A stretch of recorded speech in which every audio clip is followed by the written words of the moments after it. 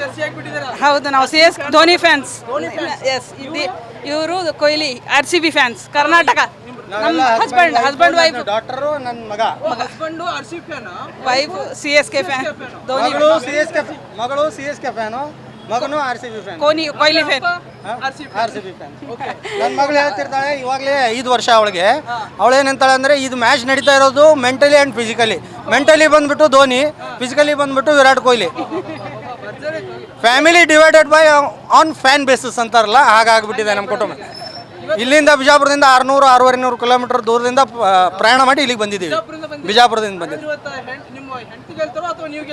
ಅದು ಗೆಲ್ಲೋದು ಮನೆಯಲ್ಲೇ ಇರುತ್ತೆ, ಆದರೆ ಇಲ್ಲಿ ಬಂದ ನಂತರ ಫ್ಯಾನ್ ಬೇಸಿಸ್ ಮೇಲೆ ಡಿವೈಡ್ ಆಗಿದ್ದೀವಿ ಅಷ್ಟೇ.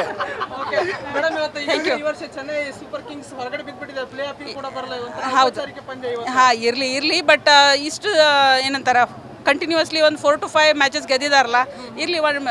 ಏಳು ಬೀಳು ಇರೋದೇ ಅಲ್ಲ, ಇರಲಿ, ಏನು ಪರವಾಗಿಲ್ಲ. ಬಟ್ ನಾವು ಕರ್ನಾಟಕದವರೇ, RCB ಓಕೆ. ಬಟ್ ನಾವು according to Dhoni basis we are CSK fans. ಇಲ್ಲ, ಅವ್ರ ಫಿಟ್ನೆಸ್ಸು ನಮ್ಗಷ್ಟ ಅರ್ಥ ಆಗಲ್ಲ. ಆಡಿದರೆ ನಮಗೆ ಇನ್ನೂ ಚೆನ್ನಾಗಿ. ನಾವು RCB ಫ್ಯಾನ್ಸ್ ಆದ್ರೂ ಕೂಡ ಧೋನಿ ಆಡ್ದಷ್ಟು ಚೆನ್ನಾಗಿ. IPL ನಡೀತಾ ಇರೋದೇ ಒಂದು ಸೈಡೆಡ್, ಒಂದು ಕಡೆ ವಿರಾಟ್ ಕೊಹ್ಲಿ ಆ್ಯಂಡ್ ಧೋನಿ ಇದ್ರೇ.